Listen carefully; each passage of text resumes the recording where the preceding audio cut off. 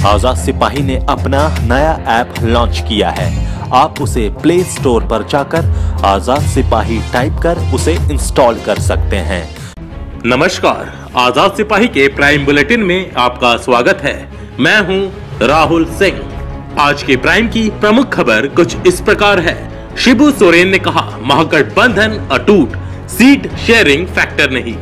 नक्सलियों के खिलाफ अब झारखंड पुलिस का पोस्टर वॉर, 30 इनामी नक्सलियों की तस्वीर जारी। लालू से मिले डी राजा, कांति सिंह और संतोष मांझी। डी राजा ने कहा, ग्रेट फाइटर है राजद सुप्रीमो। मंदिर मुद्दे पर संतों के सामने विहिप नतमस्तक, बोली आपका फरमान मानेंगे। आज की राजनीतिक हलचल, ममता की रैली में भाजपा के खिलाफ 22 दलों का शंखनाद।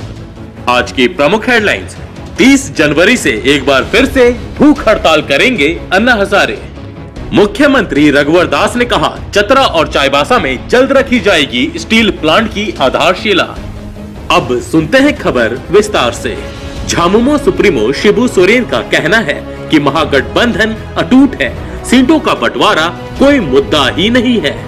भाजपा विरोधी तमाम दलों के बीच जैसे महागठबंधन बनाने पर सहमति के बाद अब सीटों के बंटवारे को लेकर झामुमो सुप्रीमो शिबू सोरेन पूरी तरह आश्वस्त है। शिबू सोरेन शनिवार को दुमका में थे। वह यहां झामुमो के स्थापना समारोह की तैयारियों का जायजा लेने पहुंचे थे।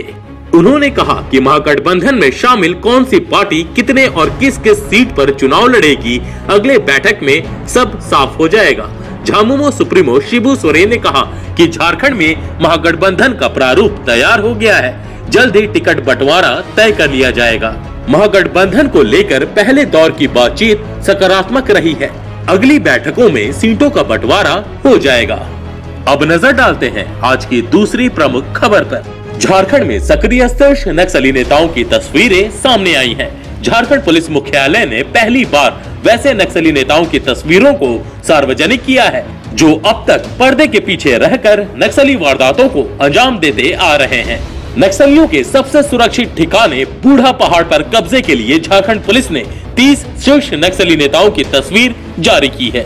पुलिस ने बूढ़ा पहाड़ और मध्य जोन में सक्रिय 30 शीर्ष माओवादियों को चिन्हित कर उनके खिलाफ पुलिस ने पोस्टर वार शुरू किया है। इसके लिए बूढ़ा पहाड़ के अति नक्सल प्रभावित कबरी, कोटाम, बारीबंध, डाडी छापर, सालवे, हेनार, हेंदेहांस गांव में पर्चे चिपकाए गए हैं।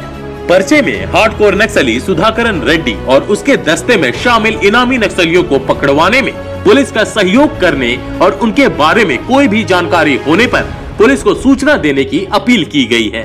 सुधाकरन की पत्नी नीलिमा उर्फ अरुणा बिरसाई, उमेश यादव उर्फ विमल पर 25-25 लाख रुपए का इनाम है। वहीं बुद्धेश्वर उरांव, छोटू सिंह खिरवार, सर्वजीत यादव पर 15-15 लाख रुपए का इनाम है, जबकि भवानी उर्फ सुजाता, रविंद्र गंजू, बलराम उरांव, भूषण यादव और मिथुन पर 10-10 लाख रुपए का इनाम पुलिस ने रखा है। अब नजर डालते हैं आज की तीसरी प्रमुख खबर पर। रिम्स में इलाजरत चारा घोटाले के सजायाफ्ता और राजद सुप्रीमो लालू प्रसाद यादव ने शनिवार को भारतीय कम्युनिस्ट पार्टी के राष्ट्रीय सचिव और तमिलनाडु के राज्यसभा सांसद डी राजा, पूर्व केंद्रीय मंत्री कांति सिंह और बिहार के पूर्व मुख्यमंत्री जीतन राम मांझी के बेटे संतोष मांझी से मुलाकात की।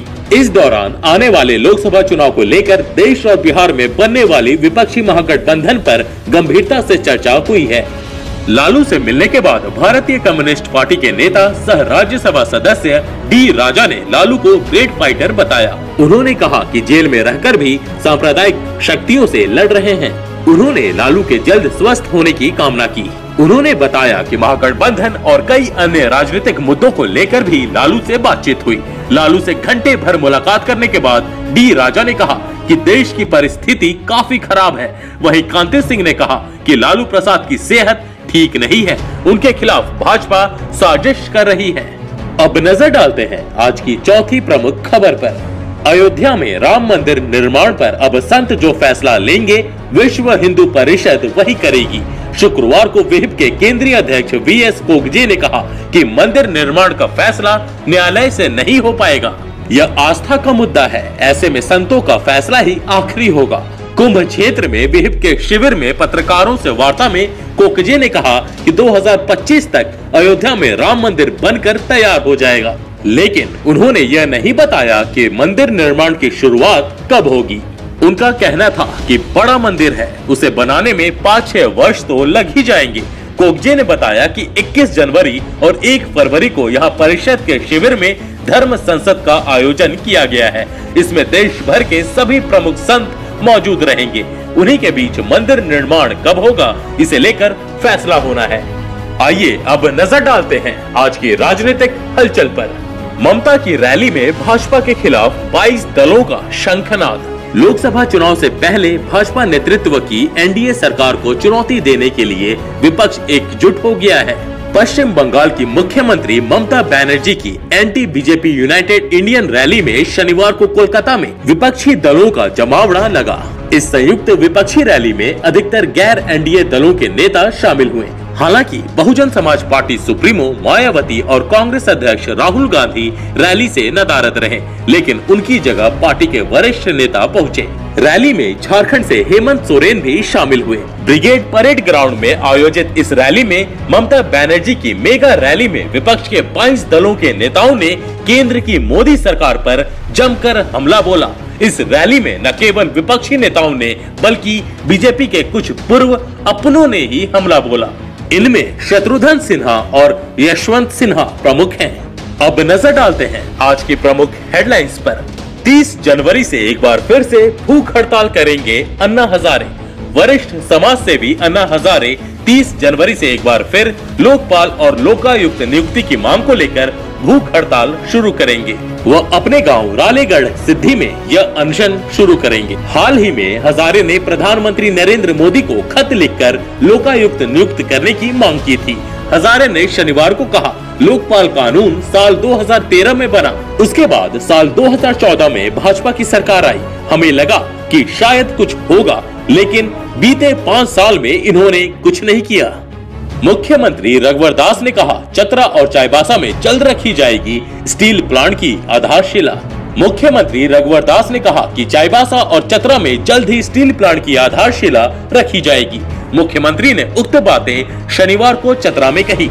उन्होंने कहा कि स्वस्थ चतरा जैसी योजना पूरे राज्य में लागू होगी। उन्होंने कहा कि किसानों को मुख्यमंत्री आशीर्वाद योजना के तहत 2250 करोड़ रुपए मिलेंगे। 22 जनवरी को बजट में इसका प्रावधान किया जाएगा। पूरे राज्य में 300 एम्बुलेंस संचालित है और 30 और एम्बुलेंस जल्द प्रारंभ की जाएगी। 5000 व्यवसायियों पर एक MVI भारी। राजधानी रांची में 5000 व्यवसायियों पर एक MVI भारी है। आलम यह है कि 50,000 व्यावसायिक वाहनों को एक MVI अपने हिसाब से परेशान कर रहा है। व्यावसायिक वाहनों के धंधे से जुड़े व्यवसायियों का कहना है कि परिवहन मंत्री CP सिंह MVI के होकर रह गए हैं।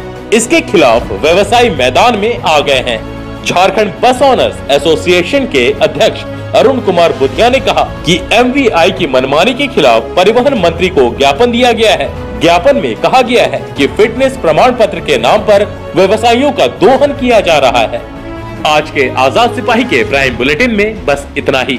देश विदेश की तमाम बड़ी खबरों के लिए आप पढ़ते रहिए अपना लोकप्रिय दैनिक अखबार आजाद सिपाही। और हाँ, आप हमारे इस YouTube चैनल को सब्सक्राइब करना ना भूलें। जुड़े रहिए आजाद सिपाही के साथ। धन्यवाद।